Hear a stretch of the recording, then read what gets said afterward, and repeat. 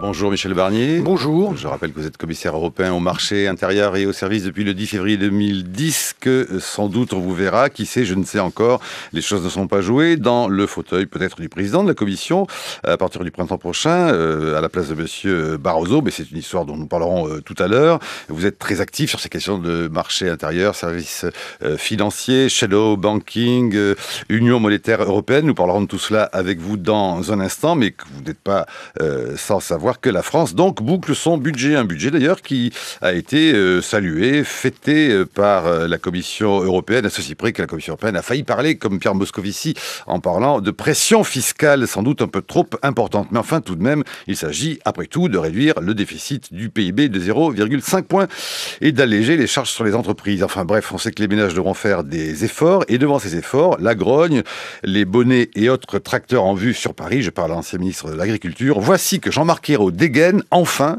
ce qui fut au cœur, un des cœurs en tout cas, on va dire, il y en a plusieurs dans une campagne électorale, un des cœurs de la campagne électorale de François Hollande. Le temps est venu, c'est la une des Échos, le temps est venu, dit Jean-Marc Ayrault, d'une remise à plat de notre fiscalité. Monsieur le commissaire, si j'ose dire, comment jugez-vous, observez-vous, tout d'un coup, tout à trac, le fait qu'il y ait cette annonce-là ce matin dans les Échos, en pleine grogne, on va dire, en plein ras-le-bol fiscal? Plus comme homme politique français que comme commissaire européen, je pense que le Premier ministre a raison. La fiscalité, c'est pas une fin en soi, c'est pas un objectif, c'est pas une politique, c'est un instrument au service d'une politique. Que veut-on faire pour favoriser les ménages, pour redonner de la compétitivité aux entreprises? Voilà les questions qui doivent être posées. Et quand on regarde la fiscalité française, je la regarde comme homme politique qui a d'ailleurs eu la chance de diriger le département de la Savoie pendant 17 ans, on voit bien qu'elle est complexe, qu'elle est instable, qu'elle est injuste, et en même temps qu'elle est très élevée, trop élevée, comme nous l'avons d'ailleurs dit depuis Bruxelles, mais il n'y a pas besoin de Bruxelles pour savoir que la fiscalité décourage l'initiative actuellement. Et donc, le chantier qu'il faut ouvrir au service d'une politique qui doit être, de mon point de vue, au service de l'emploi des entreprises à qui on doit redonner des marges. Je ne parle pas des patrons, je parle des entreprises et de ceux qui constituent la communauté de travail d'une entreprise. Au service de l'emploi et de la compétitivité française, oui, il y a une raison de mettre à plat la fiscalité française, de la rendre plus stable. C'était d'ailleurs une des recommandations du rapport Gallois, moins complexe et moins élevée. Maintenant, je pense qu'il y a d'autres chantiers à mettre à plat, si je puis dire, dans le moment où nous nous trouvons, le moment de vérité, le moment grave où se trouve la France, qui justifierait d'écouter, de mettre autour de la même table les partenaires sociaux, bien sûr, mais aussi les partis politiques. Moi, je pense que le moment de vérité où nous sommes justifierait qu'on prenne l'initiative, le président de la République, de mettre autour de la table les partis politiques, les syndicats, les partenaires sociaux sur 3 sujets. Celui de la compétitivité, le rapport Gallois, celui de la fiscalité, dont Jean-Marc Ayrault vient de parler, celui de l'apprentissage et de la formation. Je pense que sur ces sujets-là, entre hommes et femmes responsables, on devrait bâtir un consensus politique. Regardez bien ce qui se passe dans 2 pays importants à côté de nous. Pour d'autres raisons, Italie et Allemagne, voilà 2 grands pays qui sont nos partenaires, aussi nos concurrents dans certains domaines, où la droite et la gauche républicaine et démocratique se mettent d'accord. La gauche et la républicaine, la droite démocratique ou l'inverse, pourraient se mettre d'accord afin de vous faire monter sur le fauteuil de M. Barroso.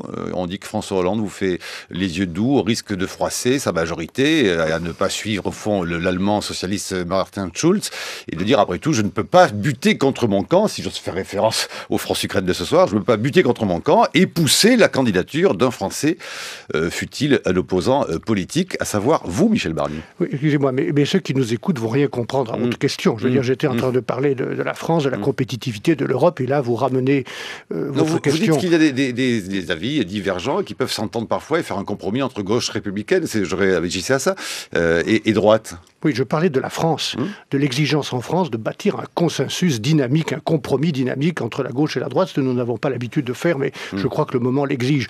La question que vous me posez est différente. Il y aura un grand débat électoral l'année prochaine enfin avec les citoyens. Il faut remettre de la démocratie dans l'Europe, il y a des changements à faire, il y a moins de réglementation à Bruxelles et davantage de politique, notamment pour l'industrie. Je participerai à ce débat, mais je ne sais pas encore à quelle place je serai le plus utile. Voilà ce que je peux dire. Hubert Hurtas. Oui, vous disiez à un instant, en parlant, on va revenir donc sur le fond des sujets et on n'omettra pas non plus cette question éventuelle qui est peut-être politique mais de candidature. Prenons dans l'ordre. Donc, à propos de cette fiscalité instable, donc vous êtes favorable à ce qu'on revoie de fond en comble la fiscalité française, donc vous êtes favorable à cette perspective de grande réforme fiscale, mais est-ce qu'il n'y a pas un gros danger? On est actuellement dans une grande instabilité, on est dans une grande inquiétude, dans une grande irritabilité, et forcément, une grande réforme fiscale, elle va apporter, au moins pendant un temps, une autre part d'instabilité, peut-être même encore plus grande, si elle revoit tout de fond en comble. Donc, est-ce que c'est bien le moment ? Est-ce que le temps n'est pas passé? Est-ce qu'il ne fallait pas le faire en tout début de mandat? Est-ce qu'il y a une chance pour que cette grande réforme fiscale puisse voir le jour? Ensuite, je vous poserai une question sur les partis politiques responsables qu'on met autour de la table. Monsieur Hurtas, on ne fait pas de la politique. Michel Barnier. On ne fait pas de la politique avec de la nostalgie, ou en regardant le lait qui a été renversé. Regardons la situation telle qu'elle est. Tout dépend de la méthode qui sera choisie. Il ne s'agit pas d'improviser, il ne s'agit pas de précipiter les choses. Les partenaires sociaux vont être réunis. Oui, et il y a une perspective qui est la fusion de la CSG et de l'impôt sur le revenu. Je ne vais pas me prononcer sur tel ou tel projet que je ne connais d'ailleurs pas, de fusion de l'impôt sur le revenu, de la CSG. Il y a des simplifications à faire, y compris d'ailleurs en mettant sur la table la fiscalité locale. Je suis sûr qu'il faut simplifier, je suis sûr qu'il faut stabiliser. Ce pays a besoin de savoir, sur un moyen terme de 5 ou 10 ans, quelle est la règle du jeu, à la fois pour les ménages, pour l'emploi à domicile et pour les entreprises surtout. Regardez bien la situation des entreprises françaises et comparée à notre grand partenaire qu'est l'Allemagne.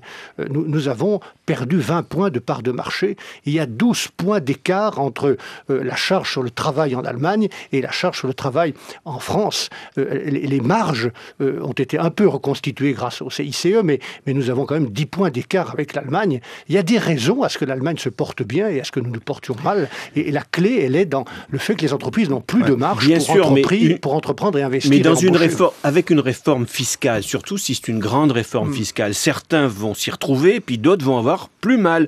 Et vous pouvez constater qu'il y a une très très grande sensibilité et que ceux qui auront plus mal vont crier très fort. Ce n'est pas une excuse pour ne rien faire. Si on sait qu'il y a un problème, la responsabilité, l'honneur des dirigeants d'un pays, opposition et majorité, c'est de traiter la question. Et je souhaite que le gouvernement ait le courage de réformer, je souhaite que l'opposition ait le courage de le soutenir, si il fait de vraies réformes. Et encore une fois, j'ai dit que celle-ci n'était pas la seule.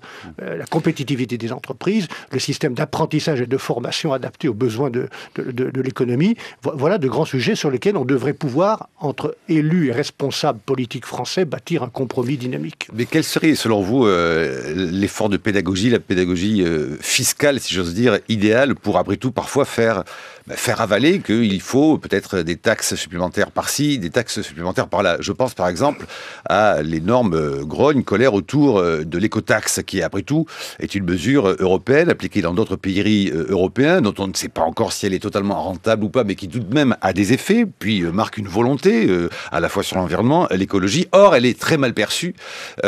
Ici, évidemment, on l'a vu, je ne vous fais pas un dessin. Comment, selon vous, la pédagogie est-elle à faire, y compris au niveau européen, parce que de fait, c'est l'Europe qui est coupable. On montre l'Europe du doigt. D'abord, un point, l'écotaxe n'est pas une taxe européenne. Personne n'oblige un pays européen à la créer. Non, mais beaucoup de pays européens l'ont adopté. Parce que les camions circulent, comme vous l'avez compris, d'une frontière à l'autre et d'un pays à l'autre, mais personne n'oblige un pays à créer l'écotaxe.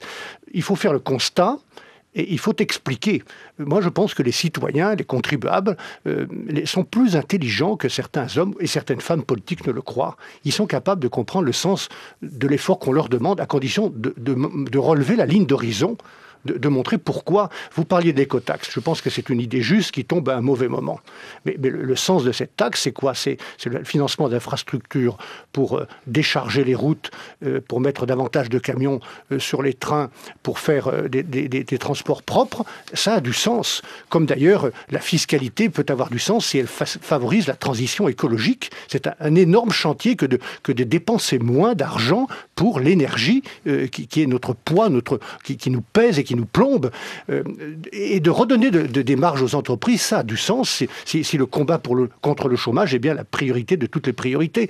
Donc les Français sont capables de comprendre ça, mais il faut leur montrer la direction, il faut relever la ligne d'horizon. Ça veut dire qu'on explique mal. Par exemple, le gouvernement, parfois le reconnaît en off, a manqué de pédagogie, de clarté. Je ne veux pas donner de bons ou de mauvais points, ce n'est pas mon rôle. Je dis simplement qu'en France, il faut diminuer les dettes, diminuer le déficit. C'est pas normal qu'on paye plus d'argent pour le service de la dette en France que pour l'éducation nationale. C'est pas normal que nos entreprises soient plombées au point de ne plus pouvoir investir et embaucher.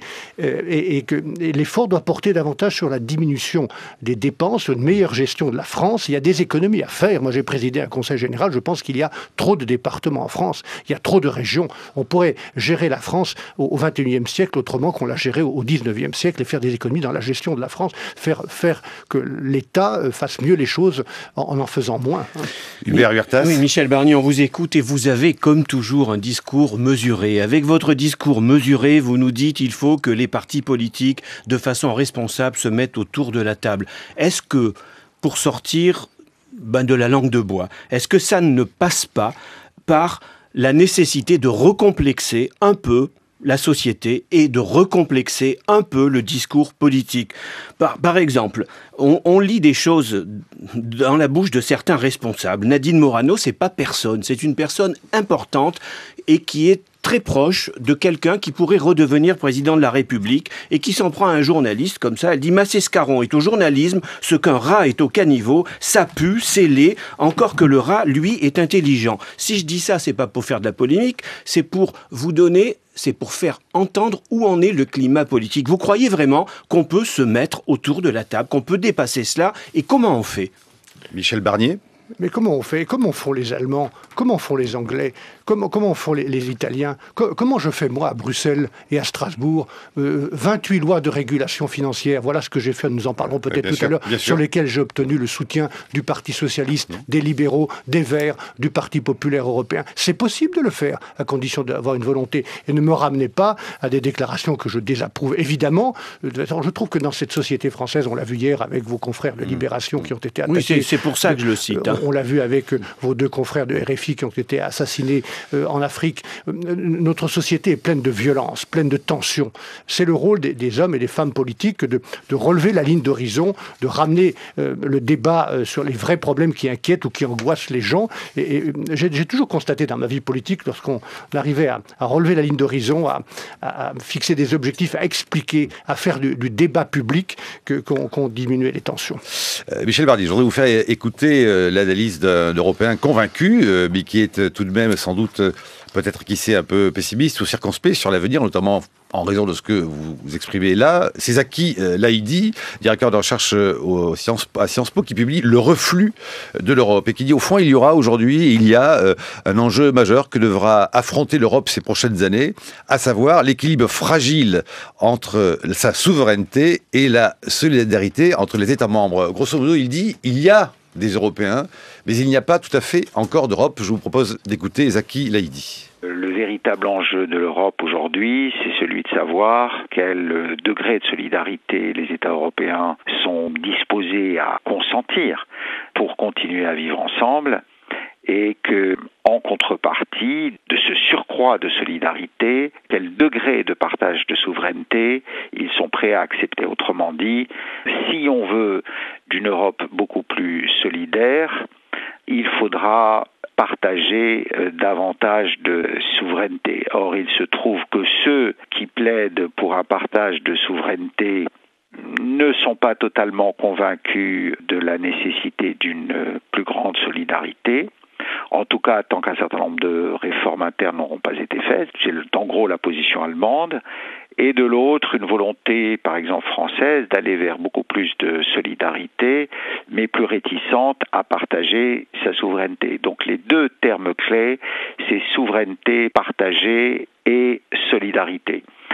C'est le problème politique de fond que révèle aujourd'hui, par exemple, l'enjeu de l'union bancaire. Un enjeu sur lequel on n'a pas encore avancé suffisamment parce que l'on se heurte notamment aux oppositions de l'Allemagne. Voilà, Zaki Laïdi, le reflux de l'Europe qui est publié auprès de Sciences Po. Michel Barnier. Moi, je pense qu'on a besoin des nations pour combattre le nationalisme. Et précisément ce que nous faisons depuis 50 ans, qui est difficile, qui est complexe, ce n'est pas d'effacer les nations, ce n'est pas de les fusionner. Le général de Gaulle disait « il ne faut pas broyer les peuples comme dans une purée de marrons » en parlant de l'Europe. Nous respectons les nations, nous respectons l'identité nationale, la langue, la différence de chacun. Et pourtant, nous mutualisons.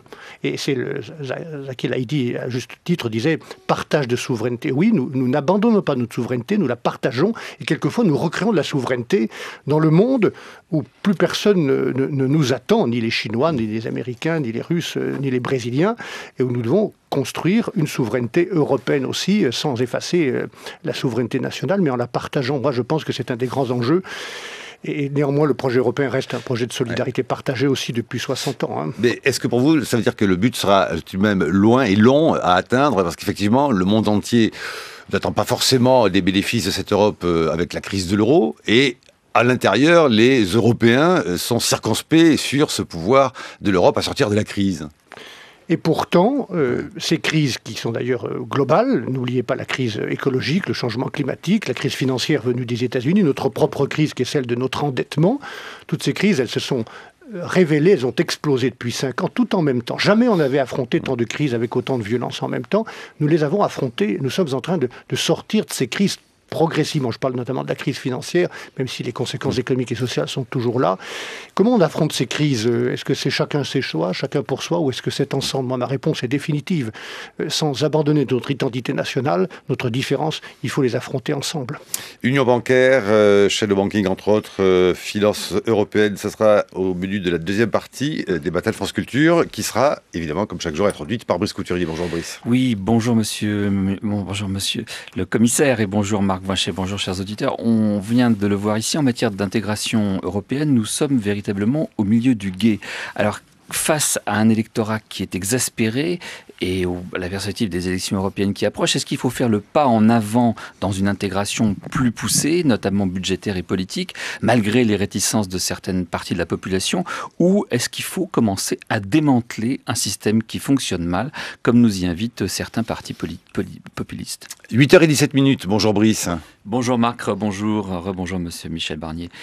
La crise a servi de révélateur à des mouvements lents et souterrains de ces plaques tectoniques qui déplacent les centres de la puissance économique et politique mondiale. À sa faveur et d'un seul coup, un nouveau paysage est apparu dont on pressentait la géographie et il ne nous est guère favorable. L'Union européenne, qui pesait près de 30,65% du PIB mondial en 2007, a décroché rapidement et n'en représentait plus que 23,21% en 2012, d'après le FMI. Et le décrochage risque de se poursuivre à un rythme accéléré, d'après une étude récente de l'OCDE, qui ne nous en attribue plus que 9% à l'horizon 2060. On passerait donc de 30% du PIB mondial à 9% en un demi-siècle. Une véritable marginalisation historique. Mais plus grave, c'est notre modèle qui s'est révélé inadapté. Entre 1989 et 2008, l'Union européenne passait en effet pour une expérience d'intégration régionale harmonieuse et aboutie. Elle inspirait jusqu'en Chine. Or, ce modèle ne provoque plus, chez les autres grands acteurs du jeu géostratégique mondial aujourd'hui, que condescendance. Notre incapacité à décider à 27 agace nos alliés américains, qui ne manquent pas de le faire savoir, et chacun voit bien que l'intégration soit est allée trop vite et trop loin, soit qu'elle s'est arrêtée au milieu du gué. Nous nous voulions le prototype des constructions politiques post-étatiques à venir, et nous avons fait la démonstration des ravages que provoque le retour sans transition de la logique interétatique, avec ses égoïsmes bornés et ses marchandages interminables en Conseil européen. Nous rêvions d'incarner je ne sais quelle post-modernité où les aléas et les violences de la décision politique auraient été remplacés par un appareil sophistiqué de normes et de règlements. Nous avons apporté la preuve que notre gouvernance dépolitisée, qui fonctionnait assez correctement par temps calme, atteignait vite ses limites lorsqu'apparaissent de vraies turbulences et qu'il faut que quelqu'un décide vite et à bon escient.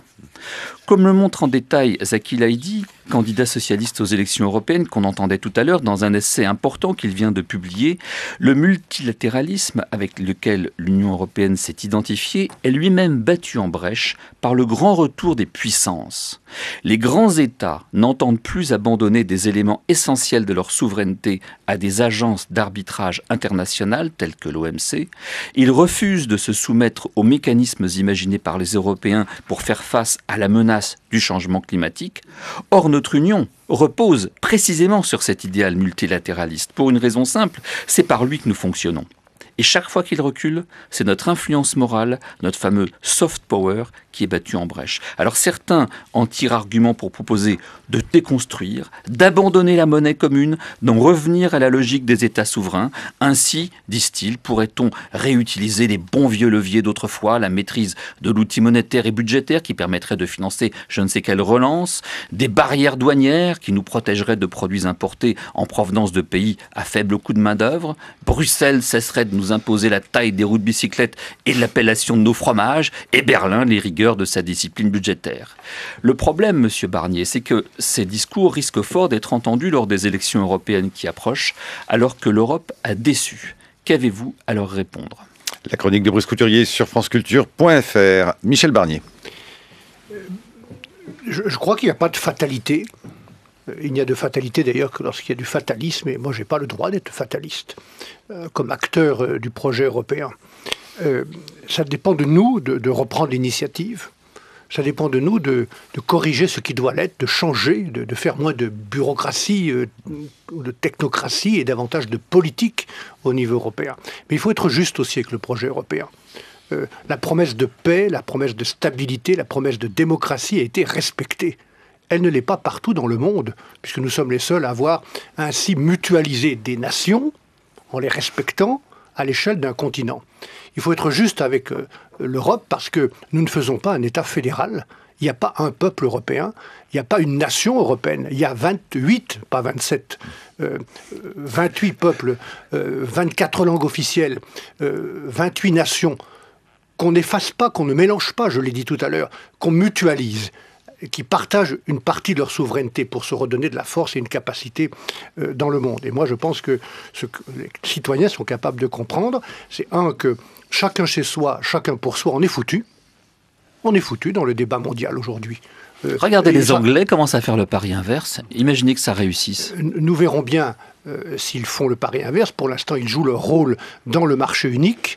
Et ils s'associent aux lois que nous faisons, même s'ils ont d'ailleurs, une réaction ou un sentiment que je peux comprendre et que je ne rejette pas, de dire est-ce qu'on ne pourrait pas faire moins de choses à Bruxelles et les faire mieux au niveau national ? Ça, c'est une question qui n'intéresse pas seulement les Britanniques. Moi, je pense aussi que certaines lois tatillonnent, certaines précisions. Je dis moins de bureaucratie à Bruxelles, moins de réglementation et peut-être plus de politique. Je pense à une politique industrielle qui devrait être pour moi la priorité dans les 5 ans ou 10 ans qui viennent, une stratégie de compétitivité industrielle. Donc, soyons lucides, soyons justes avec le projet européen, expliquons le monde tel qu'il est, refaisons la preuve du projet européen, de cette mutualisation avec les raisons d'aujourd'hui qui ne sont pas celles d'il y a 60 ans, et changeons ce qui doit l'être. En tout cas, moi, je suis prêt pour ce combat-là, mais pas de fatalisme. Mais vous m'avez pas répondu sur le fond. Le modèle européen multilatéraliste et d'intégration régionale. Je disais encore, il y a 10 ans, les Chinois nous demandaient comment nous faisions, parce qu'ils avaient le même projet pour leur zone économique et politique. Or, il semble aujourd'hui qu'il y ait effectivement un retour des puissances, avec leur logique de la froide raison, leur intérêt, la réelle politique. Est-ce que nous ne sommes pas complètement à côté de la plaque sur le plan simplement du mouvement historique, du mouvement des idées ? Il n'y a rien de nouveau dans le fait que les grands pays et parfois les plus petits pays de l'Union cherchent à affirmer leur identité, leur sensibilité, leurs intérêts. Relisez... L'échec de l'OMC est frappant de ce point de vue-là. La régulation internationale échoue en ce moment. Écoutez, là nous sommes sur un autre sujet. Vous parlez de l'OMC ou de l'Europe. les discussions multilatérales de l'OMC sont en effet difficiles, elles ont échoué. Nous privilégions des relations bilatérales. C'est une autre chose que le projet d'intégration européenne. Et je ne suis pas d'accord avec vous lorsque vous dites les Chinois ou les Américains s'agacent du projet européen. Moi, je veux dire qu'une des raisons, peut-être la seule raison pour laquelle on nous respecte à Pékin, à Washington ou à Rio, c'est précisément le marché unique. 500 millions de consommateurs, 22 millions d'entreprises dans un même espace cohérent.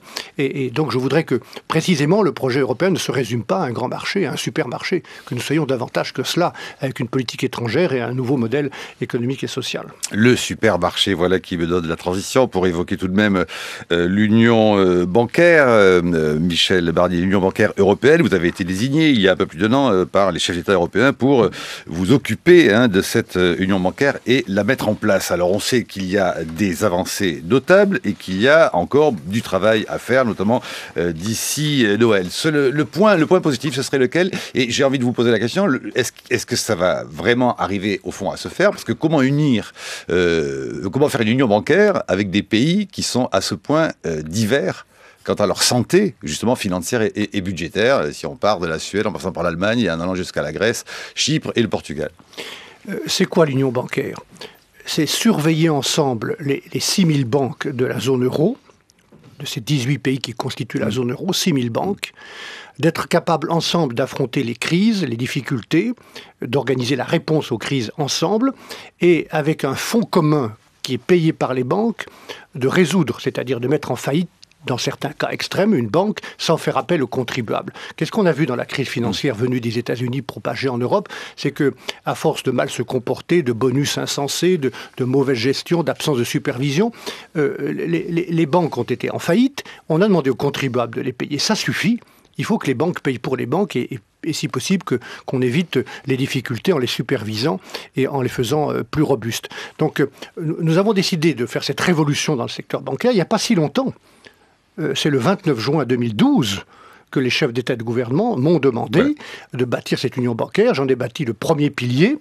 Je l'ai proposé, il a été adopté par les ministres et par le Parlement européen. N'oubliez pas le Parlement européen qui est extrêmement important. N'oublions pas le Parlement. Leur rôle est aussi important que celui des ministres pour tous mes textes. Et c'est la supervision. Désormais, la Banque centrale européenne va avoir cette mission de superviser directement avec un manuel commun, une méthode commune, les 6000 banques. Et c'est une vraie révolution. Mais y a-t-il un vrai consensus? Quand disent les Allemands qui n'ont jamais supporté, au fond, tout de même, que ce soit l'Europe qui leur dicte leur manière financière ou budgétaire? Non seulement il y a un consensus, mais la loi a été votée. Voilà. Mes projets ont été adoptés et elle rentre en vigueur, cette supervision bancaire, l'année prochaine, le 4 novembre 2014. Et le deuxième pilier, qui est celui de la mise en faillite de l'organisation d'une difficulté bancaire pour préserver les contribuables, que les banques payent pour les banques, cette deuxième partie-là est en discussion. J'espère obtenir un accord sur ce deuxième pilier avant la fin de l'année. Puisqu'on en est aux questions financières européennes, je voudrais poser la question d'actualité. C'est celle de la baisse toute récente des taux décidée par la BCE, alors que certains économistes redoutent en Europe une décennie perdue à la japonaise, c'est-à-dire de la déflation, une absence totale de croissance et du chômage de masse. Vous avez vu que les Américains, avec la Fed, prennent des décisions extrêmement audacieuses de création monétaire, avec le quantitative easing qui continue, contrairement à ce qu'on pouvait croire, que les Japonais ont tenté avec la Benomics une expérience extrêmement, là aussi, risquée de création monétaire et de soutien de l'économie. Il semble que l'orthodoxie de la BCE, qui est extrêmement frileuse, qui passe pour extrêmement frileuse et pour être sous l'influence de l'Allemagne de ce point de vue-là, jusqu'à présent, n'est pas été aussi audacieuse. Est-ce que vous pensez qu'un assouplissement à l'européenne serait susceptible de relancer une croissance qui est déprimée en Europe ? Est-ce que vous croyez à de la création monétaire telle que le pratique la Fed ou la Banque nationale japonaise ? Je pense que la monnaie Japon doit refléter, qu'il s'agisse de la monnaie américaine, japonaise ou chinoise, et naturellement de l'euro, la réalité de l'économie du territoire où elle se trouve. Et ce n'est pas toujours le cas, ce qui explique les fluctuations et certaines volatilités. Je pense que nous avons tiré les leçons des crises passées et des faiblesses passées. C'était quoi? C'était de l'inflation. L'inflation, c'est quelque chose qui détruit l'épargne. On en est loin aujourd'hui, on est plutôt dans la déflation. Donc c'est la preuve que l'euro a joué son rôle. soyez juste, s'il vous plaît, avec ce que nous avons fait. Je suis le premier à savoir ce qu'il faut changer et à pouvoir critiquer ce qui doit l'être. Mais soyez juste, nous avons mis fin à deux choses qui étaient coupables pour l'économie et dangereuses pour les épargnants. C'était l'inflation désordonnée et puis les dévaluations, la guerre monétaire à l'intérieur de l'Europe. Moi, j'ai présidé la Savoie pendant 17 ans. J'ai vu les conséquences des dévaluations de la lire italienne d'un seul coup, du jour au lendemain, dans mon propre département, des centaines d'emplois détruits par cette compétition monétaire. Nous avons mis fin à cela en créant l'euro, qui nous donne la capacité d'exister dans le monde. Maintenant, je ne crois pas que la Banque Centrale Européenne soit frileuse. Sous l'autorité de Mario Draghi, elle est extrêmement volontariste. Elle a fait redémarrer le système interbancaire et vous l'avez vu avec les décisions qu'elle prend, notamment la baisse des taux, qui est une bonne nouvelle pour ceux qui veulent acheter un logement, qui veulent emprunter pour investir dans leur entreprise. Et elle joue son rôle et en respectant son indépendance, je veux dire qu'il faut lui faire confiance. Le ministre du Budget hier, Bernard Cazeneuve, dans Les Échos, s'inquiétait de la progression du shadow banking, ces banques de l'ombre ou banques parallèles qui sont en réalité des intermédiaires financiers non bancaires qui brassent désormais dans le monde, citant Les Échos, la somme coquette de 70 000 milliards de dollars. Est-ce que vous pouvez nous expliquer d'abord la menace que représente ce shadow banking? Est-ce que vous partagez les inquiétudes du ministre actuel du Budget, Bernard Cazeneuve, Michel Barnier? Mais je souhaite que Bernard Cazeneuve, sur cette lancée, vote les textes que je viens de présenter au niveau européen et que la France continue à soutenir, comme elle le fait d'ailleurs avec M. Moscovici, l'ensemble des textes de mise en ordre de la finance que j'ai présentés et qui ont été adoptés pour beaucoup d'entre eux. De quoi parle-t-on quand on parle du shadow banking? On parle d'activités bancaires, de financement de prêts qui sont mises en œuvre, exercées par des établissements, des fonds qui ne sont pas des banques. C'est parfois utile, puisqu'il faut diversifier le financement des entreprises, surtout à des moments où les banques ont parfois cessé de financer. Mais regardez, la crise américaine, elle est liée en partie au shadow banking. Vous avez vu multiplier les réseaux, les circuits de financement du logement, avec les prêts à l'immobilier. Là-dessus, les fonds créent des tas de produits, plus ou moins complexes, toxiques, qu'ils ont revendus sur les marchés. Plus personne ne savait où se trouvaient ces produits. Et c'est ça qui a provoqué cette bulle et cette explosion. Donc nous devons remettre de l'ordre. Et je me suis attaqué à cette question comme une de mes priorités pour remettre de la lumière sur des gens qui n'aiment pas beaucoup la lumière. D'une manière générale, les 28 lois que j'ai présentées depuis 3 ans consiste à mettre de la transparence, de la responsabilité, y compris de pouvoir envoyer en prison un certain nombre de banquiers qui le mériteraient, de mettre de la responsabilité, de mettre, si je puis me permettre, de la morale ou de l'éthique là où elles avaient disparu.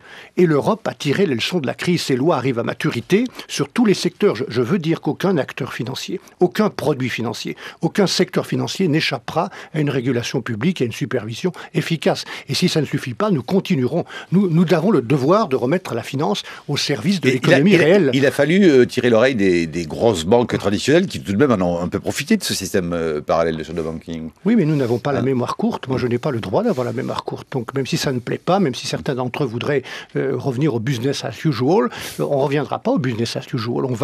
On a fait ces lois et le cadre européen consiste à remettre de la robustesse et des bases saines à l'économie financière, à l'industrie financière. Je veux dire aussi que les Américains, de leur côté, les Chinois, nous sommes dans le même mouvement. Ce mouvement a été décidé par le G20 et nous appliquons les règles du G20 pour remettre de l'ordre dans la finance mondiale et remettre cette finance au service de l'économie réelle plutôt que d'être à son propre service.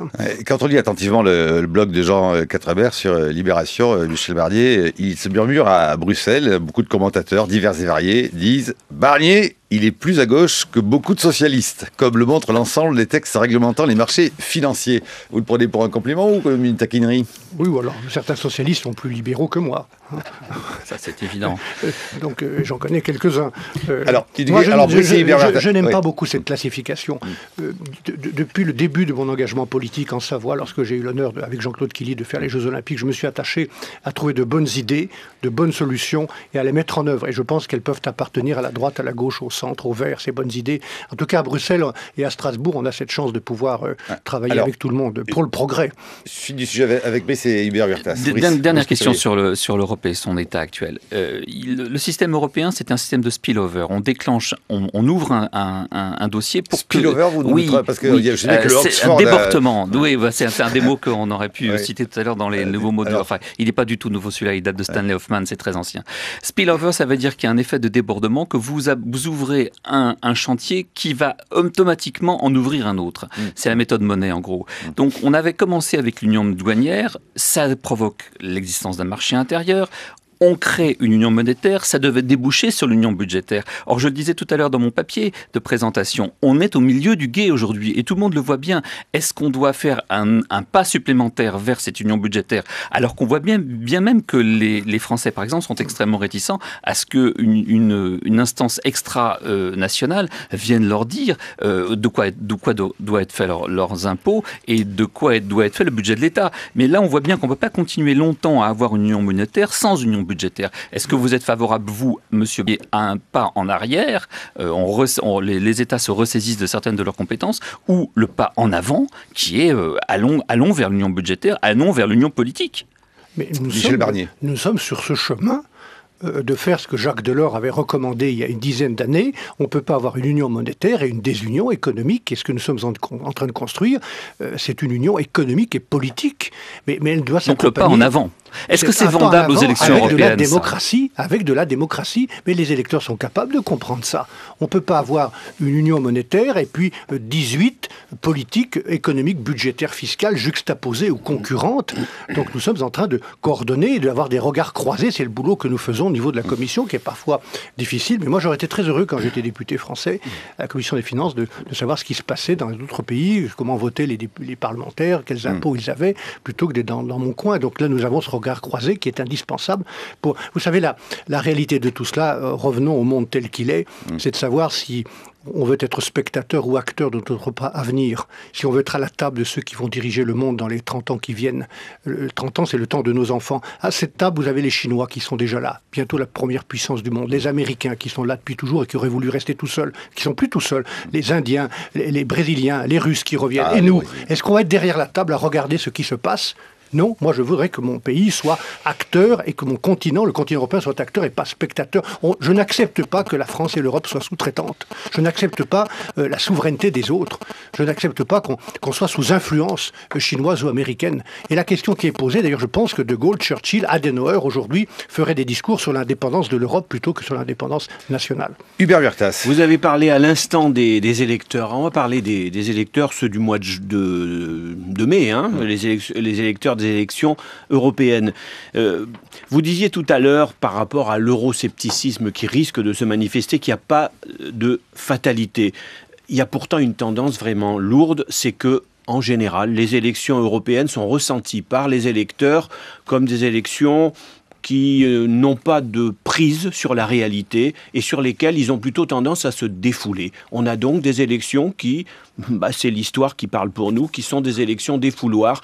Vous croyez qu'en quelques mois, comme ça, il y a une chance d'inverser ce sentiment public et de faire que ces élections européennes soient ressenties comme des élections qui pourraient changer quelque chose en Europe? Michel Barnier. Il n'y a pas de fatalité, je le répète. Lorsque Nicolas Sarkozy m'a demandé de mener la liste en 2009, nous avons réussi à atteindre 30% des suffrages. Mais le point noir, ça a été l'abstention. Donc il n'y a pas de fatalité à ce que l'élection soit un défouloir. En revanche, il y a un grand risque, c'est celui de l'abstention. Donc moi, je trouve que la construction européenne souffre depuis toujours de cette séparation, de ce clivage, de ce fossé entre le débat européen, qui est assez démocratique à Bruxelles, Strasbourg, des institutions assez transparentes, et puis le débat national. Mais le public a le sentiment que ça lui échappe totalement. Oui, il a le sentiment parce que personne n'explique rien à personne. Et il a le sentiment aussi que les médias, parfois, en font un peu trop. On se souvient, au fond, de la critique très violente en 2005 contre les médias en général, mais contre nous, ici, à Radio France, où on nous avait taxé, au fond, d'une espèce d'euro-jovialisme un peu angélique, qui était celui, au fond, Michel Barnier, des nantis par rapport au pessimisme des pauvres. Et au fond, ça ne s'est tout de même pas arrangé depuis 2005. D'abord, personne ne doit vous reprocher de faire ce travail. Non, on peut nous reprocher des choses. J'entendais Olivier Poivre tout à l'heure montrer les augmentations de vos audiences. C'est une bonne nouvelle et c'est juste, puisque vous êtes une des rares radios à faire ce travail de décryptage, sans ça vous attacher à des préjugés, à faire ce travail d'explication qui exige c'est ce qu'on essaie de faire. C'est pas du tout de l'euro-jovialisme ou de l'euro-fédéralisme. Il faut se garder d'exagérer les choses, mais en tout cas, je pense qu'il faut de la démocratie, qu'il faut du débat. Moi, je n'ai pas peur du débat. Je pense d'ailleurs que pour combattre les extrêmes, de droite ou de gauche, pour combattre la démagogie, pour répondre à certaines peurs aussi justifiées, il faut du débat. On combattra tout cela par la démocratie. Donc c'est ça qui manque au projet européen. C'est cette déconnexion entre le débat national, chacun vivant dans son coin, et Dieu sait si la France a un débat hexagonal, permettez-moi de le dire, et le débat européen. Je sais que vous n'avez pas commenté les affaires intérieures, mais là tout de même, vous parlez de débat hexagonal. Vous ne regrettez pas que les députés UMP ne se soient pas levés avec les députés socialistes pour saluer Christiane Taubira à l'Assemblée l'autre jour ?